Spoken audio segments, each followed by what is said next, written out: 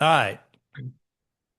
So this is some good stuff. I tell you, this week, I don't know if you saw I haven't put a posting up yet, but I got, well, maybe I'll pull that up later. I got ChatGPT to give me a happy blue moon meme because the blue moon, I think it's twice a year, and this year it's this month. Anybody know what a blue moon is besides the beer? It's an Elvis Yeah, song. yep. It's the second full moon in a month. Second full moon in a month. It usually happens in a month that's got 31 days. So. And I know it's a blue moon because then all the crazy requests come in. So anyway, so let me share. I got that shared. Okay, got it. All right. So here we go. Question number one. Where are permits dealt with in the contract? Does anyone know where that is? Yeah. Okay. Let me pull this over here. I'll bite. They're not. They're not. They're not. Yeah, thank you. The best place you can go with, I think, is well, what is a permit? You did some work on a deck or the windows or the kitchen. Do you have any permits? Well, first of all, in the DPOR disclosure form, it's up to the buyer to do due diligence. Right. So they're advised to exercise whatever due diligence a particular purchaser deems necessary, including a home inspection or anything else. So that's the first thing. Did they do due diligence? The second part is the property is sold in the same physical condition as determined by what? Date of offer, date of a home inspection, or other date. And so it is in the as is condition as of the time you're ratifying this contract. So if you're ratifying this contract, um, what are you doing if you don't include that? If you don't include what, Anthony? I want to see all the permits. I want to see a survey. I want to see if you don't have that in here, guess what? The only way that it could come in is in relation to a home inspection contingency removal addendum. Right. And that's my next form is yeah, the home inspection form. Now this I've got a different reason for that paragraph there. But yeah, that's where they would say, "Hey, where are the permits for this?" And you would put that in the home inspection contingency removal addendum. So let's pull that up. Let's see, where is that? Um, Notice I'm using the new I saw permit that. here. Inspections. Anthony, I'm impressed. Yeah, thank you. I must not have it in here. Okay, we're less impressed now, but That one form. Thanks, man.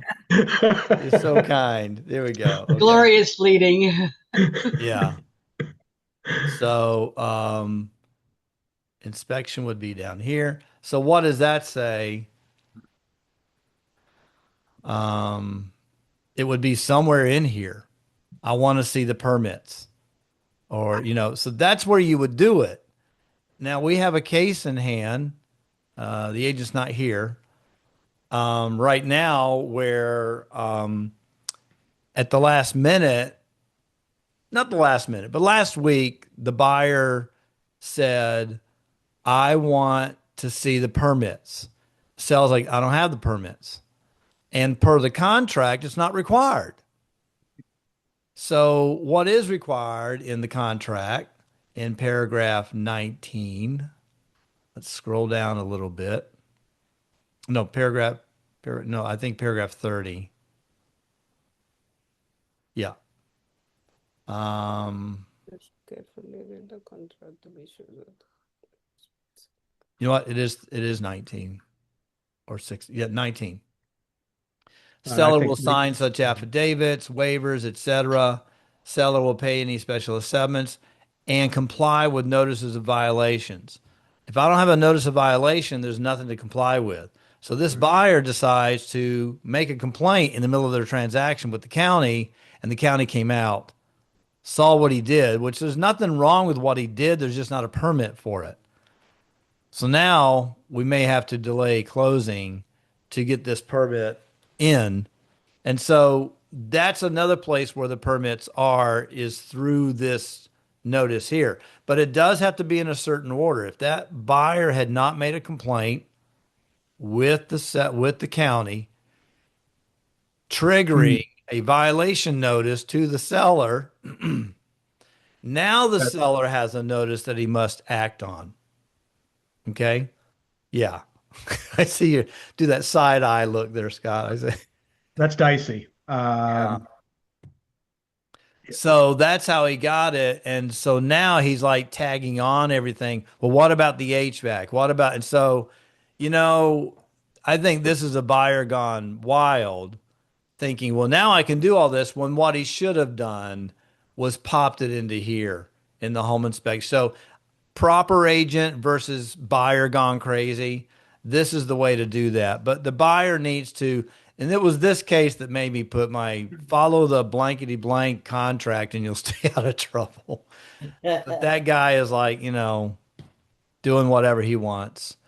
And because we're getting these notices, the seller's now, I would say he's beholden to the contract to get those items taken care of. So that's what's going on there. Okay. Any other questions or anything on that? These are the paragraphs, disclosure statement, home inspection, and then what are the consequences? The buyer, now, if you don't have if you don't have something there that they can default on, I mean that they can require the seller. Let's say that the buyer had not gone and gotten a violation from the county. I want permits. Well, you didn't ask for permits, and they're not available. I don't have them. The buyer had no recourse but to go to closing. And if they didn't go to closing because they wanted permits and they're throwing a fit because of it, they could default and lose money. Seller could take them to court. The solution is either delay, or if the seller wants to put their feet in the ground, I'm not going to go after this. I'm not going to open this can of worms. Then the buyer would be in default. And then you may have to go to court and collect that. It would be held in Yeah. escrow at the county with the title company until such things were taken care of. But And the So buyer's not going to be able to buy anything else yeah, because they're until tied that up in money's litigation. released, you would Yep. think, yeah. but Anthony, you mean to say that the buyer in this case went to the county and then get the violation? Yep. That's why? Oh, Yeah. wow. That's happened a few times in my career. We had one in Falls Church where the buyer saw, hey, where's the permits? We don't have any permits. Well, I really want the permits. And so the buyer went and filed a complaint. And that one, I think the one we're talking about today, the complaint was about the deck. So easy to look at that. The other one I was telling you about is they had to rip open the walls to inspect the wiring and then Wow. get it fixed. But it's all because they got a complaint. Once they get a complaint, so it's again, it goes back to what have I agreed to? And the seller had agreed to, take care of any violations that I've gotten. And so the buyer created violations, Yeah. by making complaints. Yeah. Which coming back to, I'm sad, I'm sorry for the seller, but if the seller did something without permits, guess what? Now you're paying the piper. Yeah. So and that's where follow the contract. How about follow the way you're supposed to do some work on your house? That's the other piece. Okay. Any other questions on that? Okay. This is also a recent one, Margaret. Buyer fail, and I've had this happen before too. Buyer fails to include the home inspection with the home inspection contingency removal addendum and passes the deadline to void. Now, here's the case of this one. This is exactly, it's almost like a mirror of the last time I had to deal with this. The buyer agent thinks they're being nice, and so they're trying to be nice. Do you want this home inspection? But here's our requests. Okay. And now the deadline comes and goes. We haven't negotiated anything because guess what? Without that home inspection attached, full delivery has not happened. Okay. So be a good agent. Quit trying to be nice. And this one is Margaret's got a case where they want to talk with me and get on a call. And I said, sure, after we get done with this. And then I texted her back and said, no, I'm not. It is so clear No. what you're supposed to do. There's no, the broker needs to look at the buyer agent like, you screwed up, dude. So here it is. If buyer fails to obtain inspection report or radon, fails to deliver a copy of the report to the seller, where's the report? Not delivered. Or fails to deliver inspection contingency removal addendum or notice voiding this contract, then this contingency will expire and this contract will remain in full force and effect. And that's exactly where we are right now in this case. The buyer agent's all freaking out, of course, got several $1,000s on the line. The buyer agent was trying to play nice, kept asking, do you want the inspection? Margaret, can I talk a little bit about this? Yeah, sure, Margaret's sure. she's a darn good agent. She's not going to teach that agent how to. This is where I get on my soapbox. It's not your job to teach the other agents how to do their job. So she just said, "I've received what you sent." That's okay. I've received it. Do you want the inspection? Do you want the inspection? I'm not going to say anything. And then they went past the home inspection negotiation timeline without any response from the seller. Keep asking, hey, what do we do? And now they're shocked that they have to come to the table and go to closing. But instead, they want out because of the home inspection items. Well, guess what? This is a hard lesson for the agent and a hard lesson for the buyer because they've passed it. Now, I'll tell y'all this. I'm not going to tell them this, but potentially you have an E&O issue. Okay? Potentially you have an E&O issue. So here's the solutions to if this happens. The buyer settles, they default and don't settle and lose their deposit, or they go to court to fight it for liquidated damages, where the seller may say, no, I don't want your deposit, but I do want to sue you in court. Anthony, Okay. just so you know, that last statement is not accurate. The liquidated damages is the EMD. So if you're going to court, you're going for your actual damages. Oh, okay. My Just, bad. yeah. What do we Just call that? It's not liquidated. It's for actual actual damages. damage. Yeah. Yeah. Like I can't buy another house, or Yeah. I'm in default on another house because of this, Or now I've lost market. yeah, Now I got to restage. resell it, or I got to Real spend more damages. Yeah. money on staging, and yeah, so that would be actual damages. Yeah, thanks for looking out after that. It's actual damages, not liquidated damages. The EMD is liquidated damages, and they can't go after them and punch them for you made me feel bad, so now I'm going to get more money. It's not real estate's not that way. It's actual and liquidated. But some people, well, and because of that, I want another $5,000 because I felt bad. We don't have that kind of thing in real estate, Can at I, least not can right I yet. just ask a quick question? Yeah. So what's the difference? Like, let's say I have to remarket the property now, and let's say it doesn't sell for as much. That's the damages. So my seller, she can either go for the EMD or actual damages. Yeah, and I would think that what you say is like, hey, yeah, you can void it. I'll release you from the contract, but I'm not accepting the damages. I'm not accepting EMD. Here's your check back.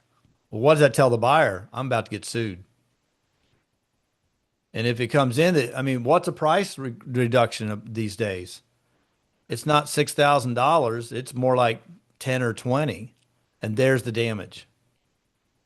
Yeah. So, Well, and that scenario also puts a lot of pressure on a buyer because yeah. they'll owe attorney's fees. Here's another thing that people don't realize, that okay, if you're in that scenario, the buyer's in default, they actually owe the listing brokerage's compensation Yeah. as part of that. And they're not going to be able to buy anything else because they're not going to get financing because they've Right. got litigation hanging over their head. So there's a lot of, Yeah. on the flip side is nobody, don't care if your seller is in the right you don't want to go to court. Right. It's, that's Especially just, when it's a straight shot here to the lines in the contract. yeah. You know, if it's clear in the contract, no judge is going to argue with you. There's a lot of folks out there that think, they see a lot of videos of citizens arguing with authorities and judges. And like, guys, court's boring. All right. I cut my teeth as a reporter being a court reporter. I don't know if you guys knew that or not. You sit there and you wait for some really good, juicy thing to take back to the station to make a report out of. And the judge, it's not boring because the judge says, well, what's the law say? Where I say, what's the contract say? Judge says, well, you violated the law, didn't you?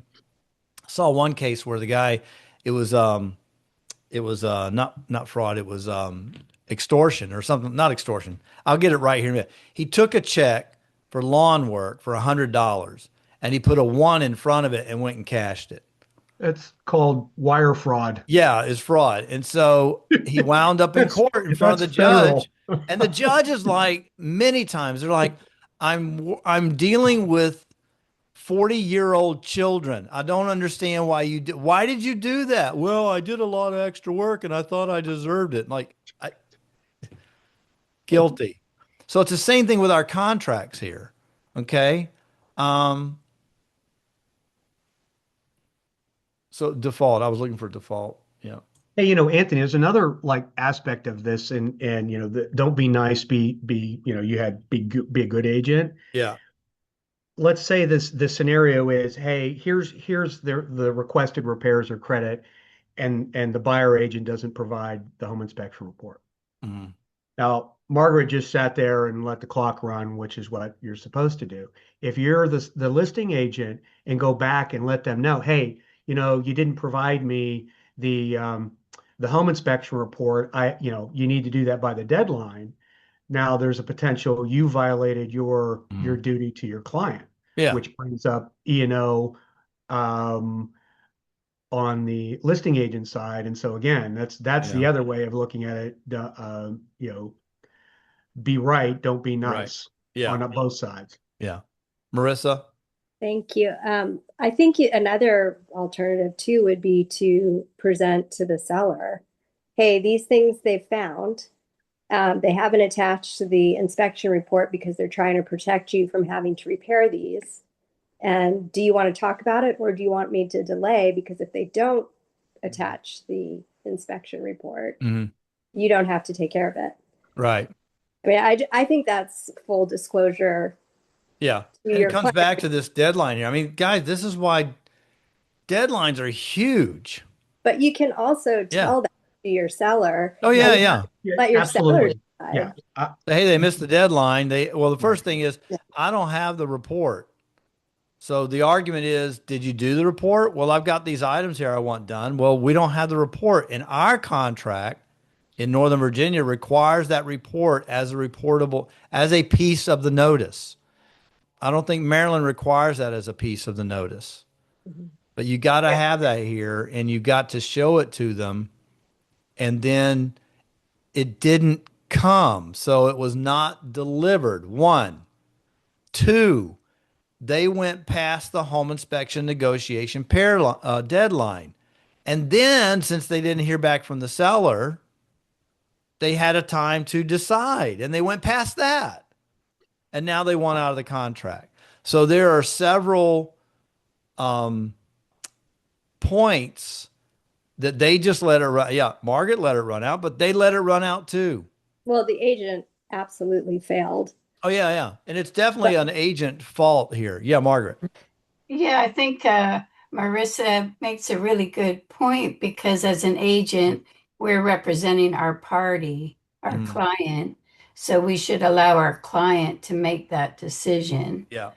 So I think that was wise too, which I did not do. I was real busy. I was actually working with two clients the last during this whole period, so I really didn't even open the email. And then when I finally did a little bit later, I thought, oh, he hasn't even attached the Yeah. inspection report, and so that's why I kind of let the clock run out on Right. it. Yeah, Right. And because again, it's not. It Yeah. strengthens my seller's position because the buyer is still obligated to move forward. And my seller now has the option of the earnest Mhm. money. Right. So And it's it's sometimes strength. these decisions are not, Yeah, it's they're not not easy, easy. but the bottom line is, look, they didn't do the right thing. And the agent still didn't tell me that, oh, I'm going to send that over later. And then when we didn't negotiate, it's very clear in the contract. No negotiate. Okay, your options to move forward or void. And they didn't do it by the deadline. And now the broker and the agent want to get on a call with me. Why? So I can train you on paragraph 1B of the home inspection contingency. Maybe I should, Margaret. Maybe I should get on the phone with them and say, all right, class is in session. Well, How do you read that? here's the, putting my corporate attorney hat back on Yeah. about why you might want to consider being on that call is you're trying to shape through the discussion with the supervising broker on the other side to say you guys screwed up Hmm. and you want them to, Right. hey, either give us the EMD or give us more consideration so you're not in default. Because right now, you're going to be, well, not you're not in default. You just missed the deadline on a contractual Hmm. um, contingency. Right. So that would be the only reason, even though it's clear cut, you're trying to shape what the other side does to Right. benefit our side. Uh, but to Marissa's point, yeah, I just wanted to make clear anything that I'm commenting upon is not the result of me saying we should do this. It's always have a consultation with the client and they're the decision maker. Yeah, Because things I'll get back is like I don't feel good letting them fail like that. I feel bad that they're having to leave 5, 10, 15, $20,000. I feel bad. It's not about the feelings. It is about the actions.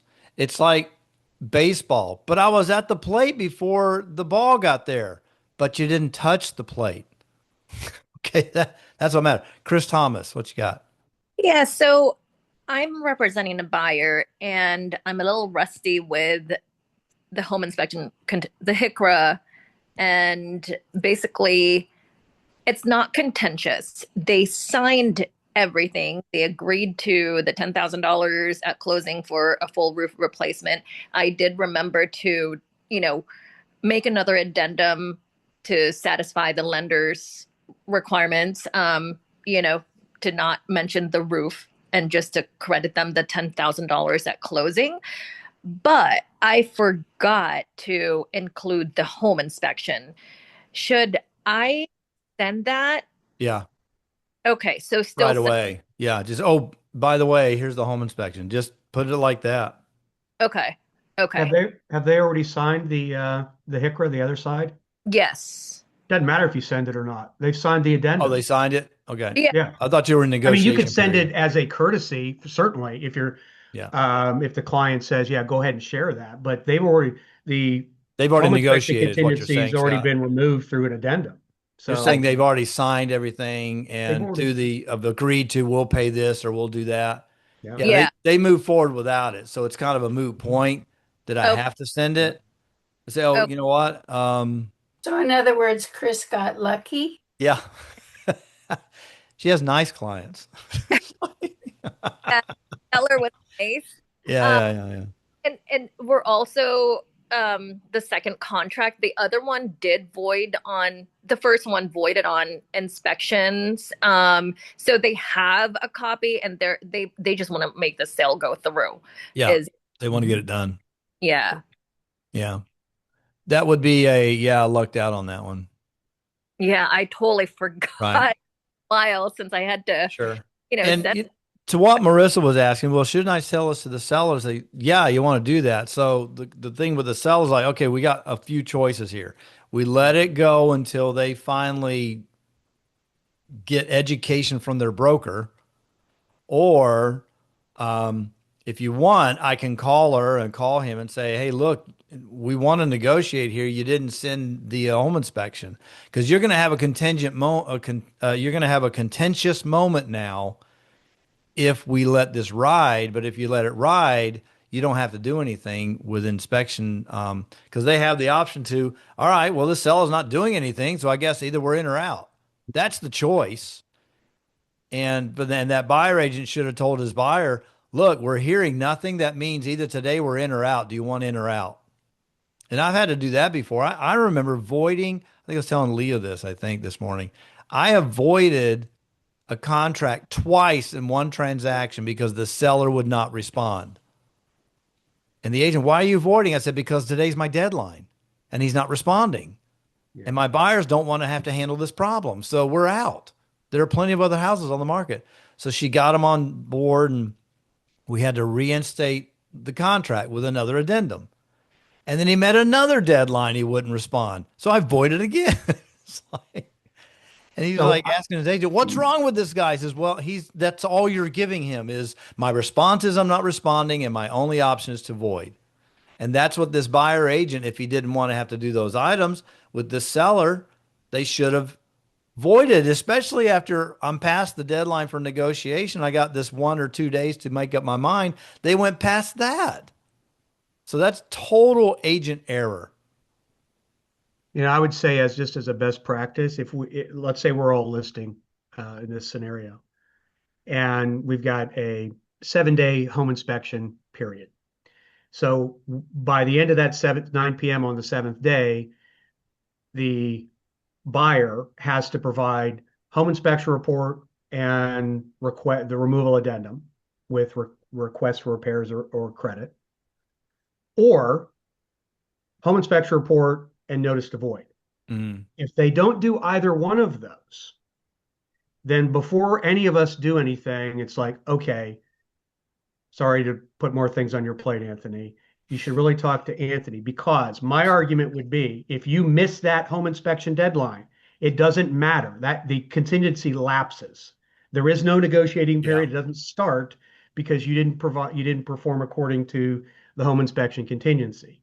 And so what happens if they miss that deadline is a discussion probably first, at broker and then with the client about what your options are. Because the client could say, look, because in that scenario, you've got requested repairs that may reference the report. And now you got to think about, okay, if this doesn't go through, is this something I'm going to have to address anyway? Yeah.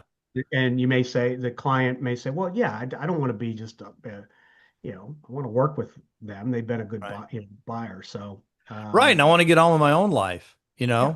I've got an $890,000 house here and I'm going to complain about $2,000.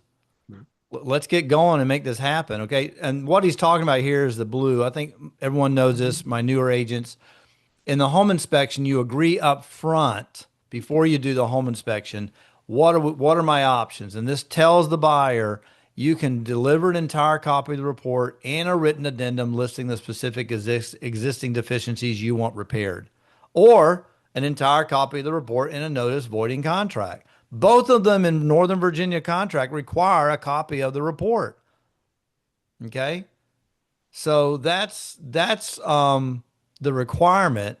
And then if you have the option to void, the buyer will deliver a seller prior to home an entire copy of the report. If it's your void only, you still have to give the report. Okay, this is the home inspection with option to void only, which is subparagraph B. That's what he's talking about there. Okay. So good points. All right. Any other questions on that? The last piece is on this case, which again, I'm not going to coach these guys on this. It depends on how the phone call goes. If we get onto a call, they may need to check with the errors and omissions policy to see if it'll cover the deposit. That's what I had to do with the one that when I was manager in another office in McLean. The agent did exactly the same thing. And she was saying, but we were done in like 2 days. So they ratified on Friday, home inspection Saturday, void on Sunday. And she was playing this thing of, well, I don't want to give them the home inspection because there may be things now they have to disclose.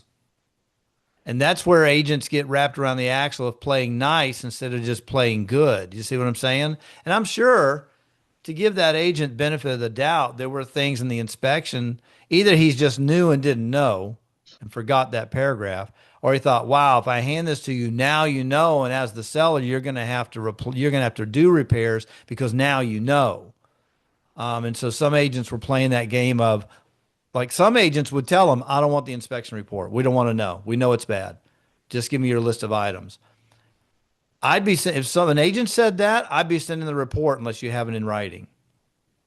Okay. So that's the last thing. Check your errors and omissions policy to see if it'll cover the deposit, since this was the agent's failure. All right. VA assumption. How many on this call have done a VA assumption so far? Me only? I'm the only one done that? Okay. All right. So VA assumption, number one on my channel, Anthony Carr TV. I just dropped a video on this. The angle was actually, can a civilian assume the VA assumption? So that's the video I just did. But in that one, and yes, they can. But the question is for some folks, hey, it's $880,000. They got a mortgage of $550. I've got $200,000. Can I get a second mortgage to cover the rest of the gap? Yes, you can. The rules now allow it. The question is, will the first mortgage company be okay with it? So that's the one thing. And plus, once you get that second mortgage for $200,000 or $150,000, the payment on that may be so high that it's now wiped out the good deal that you were getting by buying that loan that's down at 2.5%, 3%. If it's like really low and you intend to pay this off early, then it might make financial sense. Okay. So that's one thing about it. And it could affect the ability to gain the approval from the first trust holder. Well, yeah, you qualify for this, but now you're tagging on another 150 grand. We don't like the way that looks, so we're not going to approve it. And you don't know that till you're deep in and you're under contract as the listing agent. So that's part of it. It also may kick in a potential appraisal for the second mortgage. If the gap's large enough, like I've done 5 of these in the last year and a half, and all of them, the people had the cash. And with the cash, like the last one I did was $700,000 house, and the mortgage was like 520.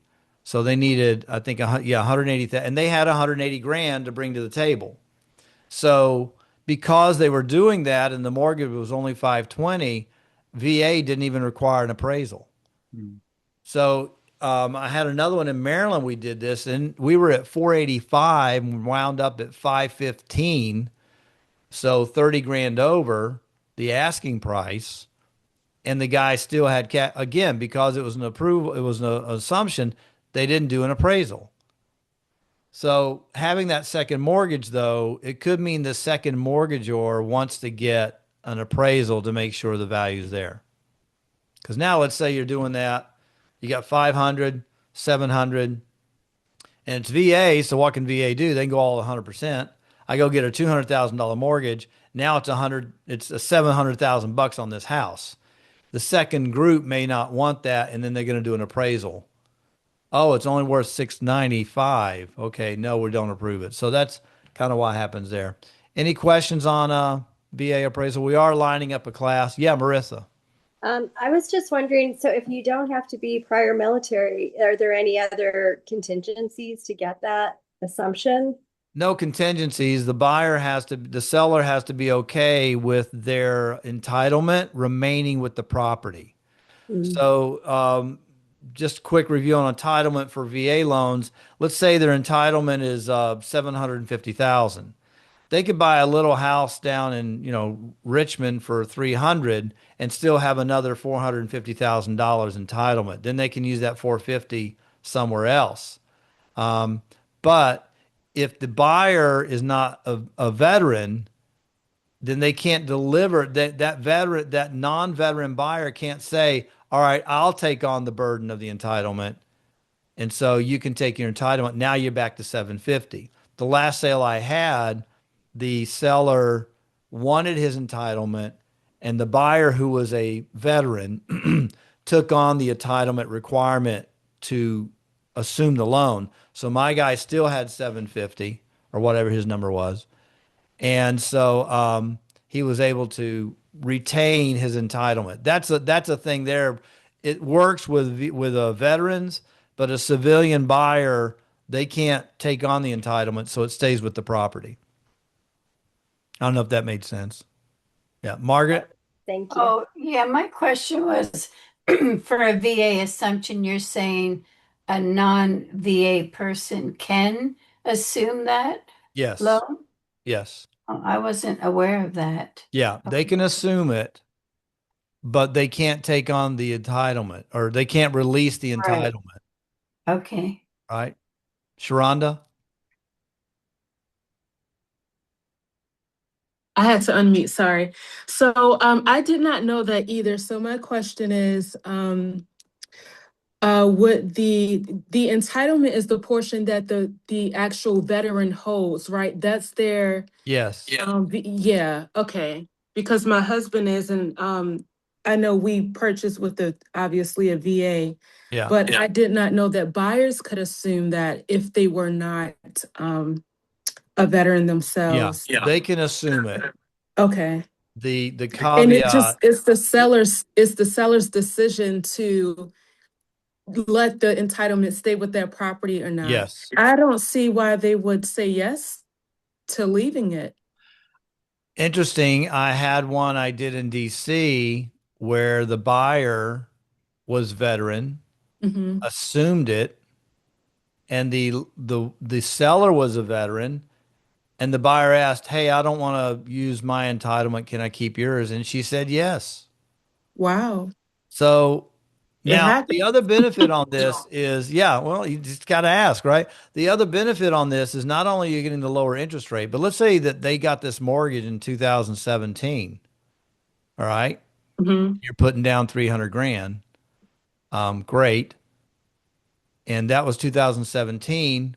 This year is now 2026. 9 years of that loan has been gone through. Yeah. Now the term of your loan that you just acquired is only another 20 years. So you're buying into a 30-year mortgage, but you only have 20 years left because the seller is already, you're assuming his loan in its current state. That's what you're doing. Oh, Okay. and I only have 20 years left. Okay, great. So the new owner now has a 20-year mortgage is what they have. They have a 30-year mortgage. 20 Oh, years is what's left. it doesn't reset with the 30 No, because it's not just the numbers, it's also right. the length of, I see. If you got the cash, it's a really good deal. Yeah, pretty good deal. Anthony, this is a crazy question. If it's an estate sale, like if it was in a trust, is that Yeah. also assumable? Can you do VA loans in a trust? I'm so the veteran has died, Mm-hmm. and you're saying that it's a VA loan. By the way, here's the link to that assumption and getting a second mortgage. Okay. You're saying that the veteran passes away and they got to sell it. I don't see why. I haven't asked that question, but a mortgage is a more the burden is on the buyer to demonstrate that they can make those payments because the seller is the loan holder is more about, well, can I get this from someone else? Now, with that said, in most mortgages, when the note holder dies, the payment's required to pay it off. That's the usual. If you Yeah. look at the paperwork, well, you passed away.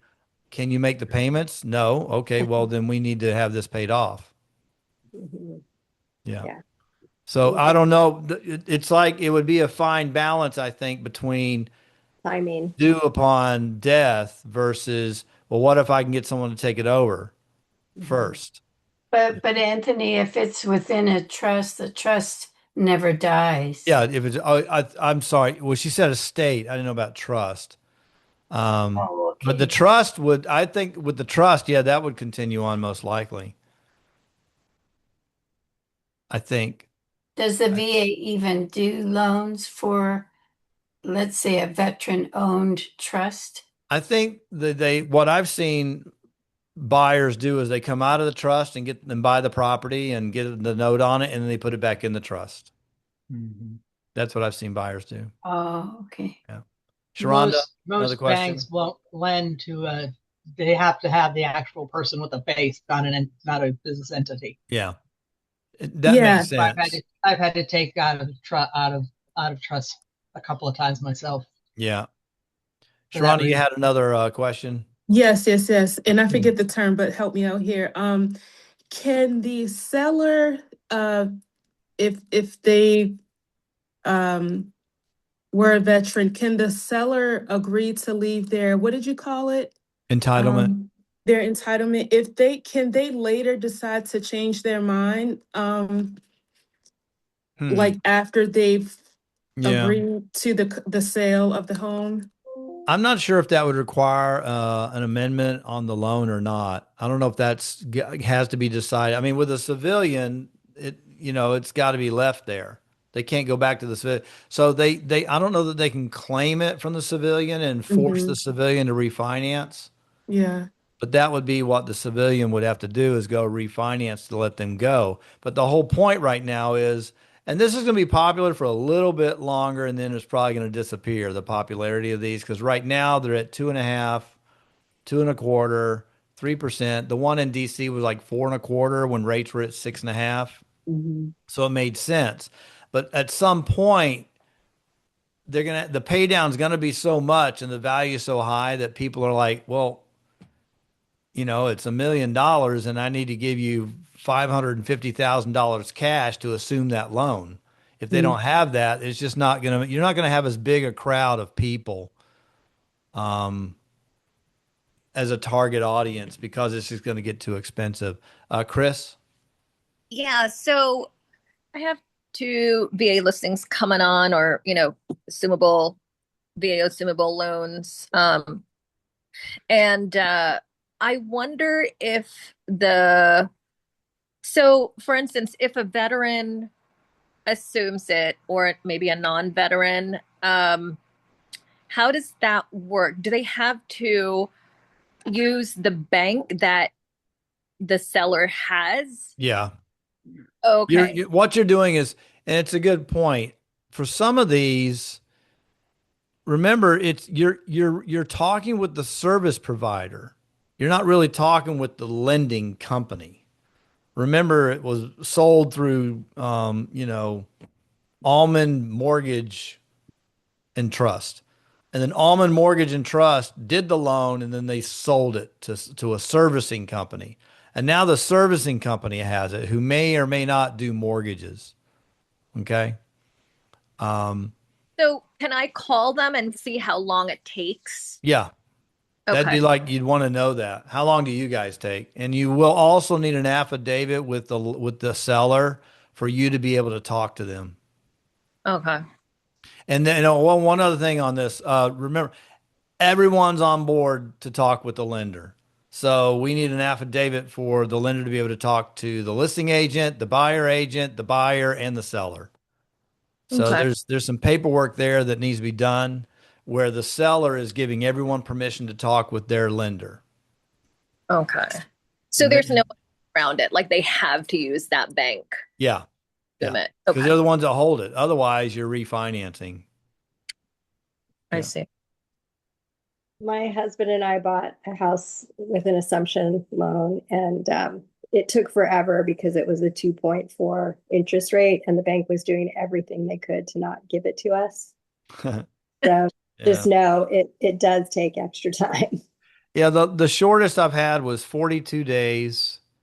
That was and I couldn't understand. I don't know if it was because it was Truist Bank or because Truist Bank's headquarters was in Richmond, the one I was dealing with. But they said, yeah, this is pretty common for us. I'm like, okay, they've nailed it down.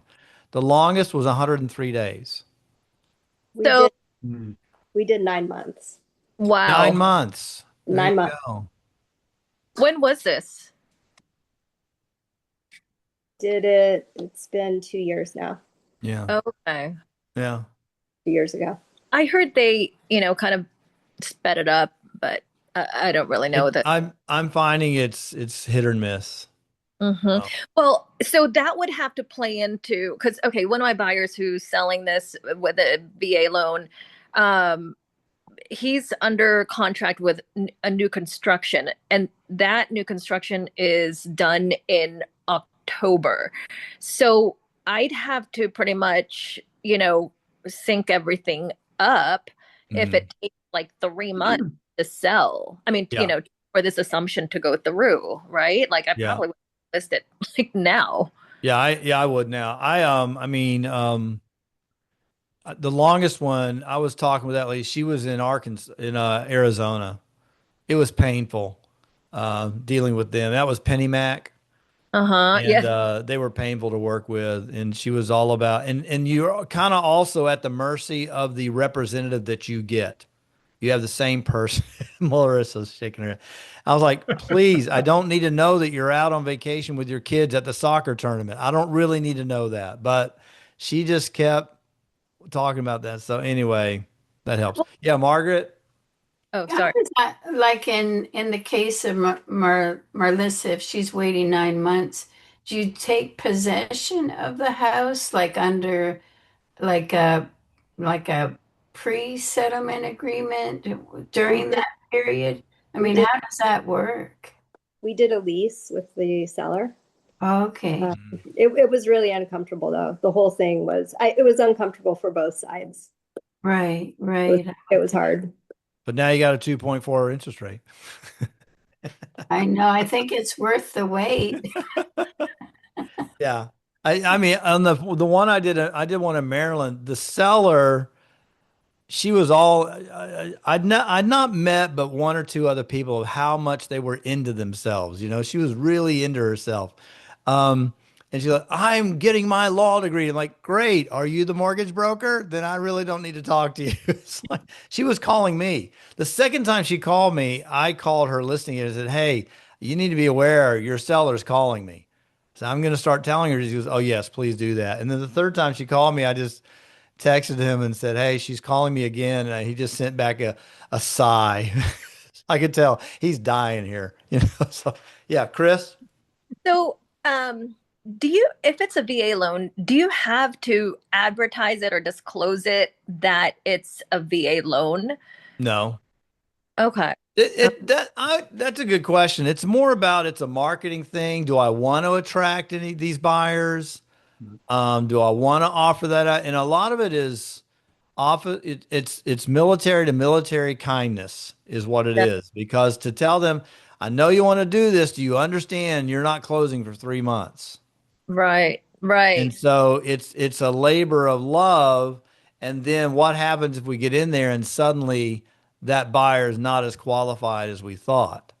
Mm. And then we're in it 2 months and then it dies. Now we got to start all over again. So that's part of it. I think Sharonda had her hand up next or not. I did, Okay, go sorry. ahead. Yeah. So just one quick question.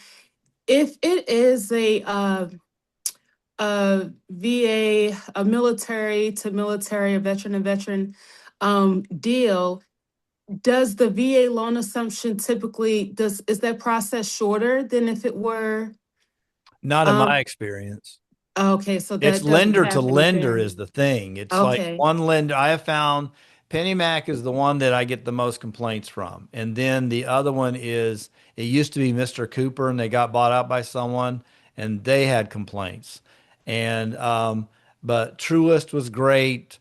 There was a little bank up in Pennsylvania that I mean it was slow, but they did a good job. They kept us in the loop, that kind of thing. And then they also assign you're talking with the processor a lot, but then they've assigned a mortgage professional, a mortgage broker in that company to work with you too. I'm not quite sure what the mortgage broker's job is because I'm talking more with the other.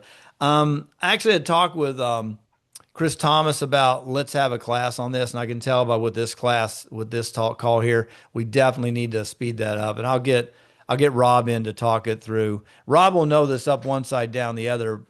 Not only is a professional, you know, mortgage broker, but he's a veteran and he's all about VA loans. So he'll know all Yeah. the ins and outs on that. We'll get a class for that. Okay, Anthony, great. the other piece of this is beyond the assumption is to have a very detailed discussion about the entire Tidewater process because there is a lot of misinformation about how that process works Yeah. and what we as listing agents can do to shape that process. Yeah. Good point. I mean, just tell you how much about this is out there. I've heard the Tidewater process twice now, and I still don't know what it means. So I need to go out there and figure that out. Well, you happen to have somebody on this call that decided, hey, I'm going to go read the VA circulars about the entire process Good deal. and understand how to use the Yeah. process to put administrative burden pressure on the appraiser. Oh, wow. There you go. Yeah. All right. Last point here is HOA violations. What if the buyer and seller agree to leave it? Fine. Let's move along.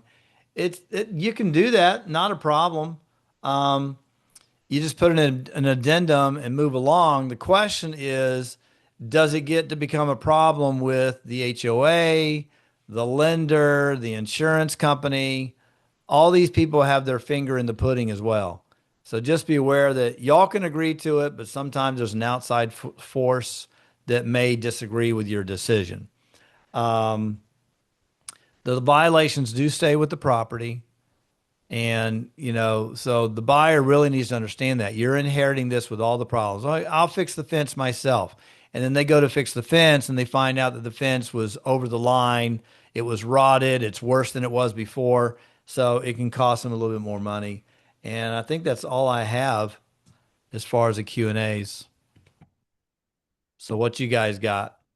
You did ask in your email, could the HOA stop the transaction if Yeah, they cannot stop it. They can just stand in the way and make it, you know, a problem with everybody. You've got to do this before. No, they can't demand things out of it. Sometimes, again, it's like, you know, you get the people that are really full of themselves. And I love HOA people, but sometimes you get that one president that's been president for 15 years and they're the king or queen of the HOA. You've got to do this. I'm like, okay, whatever. Yeah. But Miguel, So this is not HOA related. This is that's kind of like fine. the new Q&A. Are you guys seeing on the listing side, and anybody can kind of jump in and saying this, but like, so I've had a few listings, and something that I've been seeing that's been annoying me, and I'm wondering how other people are approaching it is like, are you guys getting like these emails from like subject to companies or like creative financing companies are coming in, they're like, hey, this is an estimated offer, and then like a link or something in there, and you know what I mean? Like now we have to Yeah. be careful with like the links we're hitting. And to Right. my understanding, if something's not like a legitimate PDF, you know what I'm saying? So I'm like Yeah. wondering like, are other people seeing that? And then how do you guys want us to like handle some of this stuff that's coming in? Anybody want to talk to that? I We've, think, yeah, Anthony, I think Sharonda. I actually had one of those Yeah. for my listing Hmm. and I sent it over to you because it looked Hmm. very suspicious to me. Yeah. But that was my only encounter. That actually happened probably like December Hmm. of last year. So it has happened, but I've only seen it Yeah. once. Yeah, that it's we get quite a bit of them. Particularly with properties that are in really bad shape.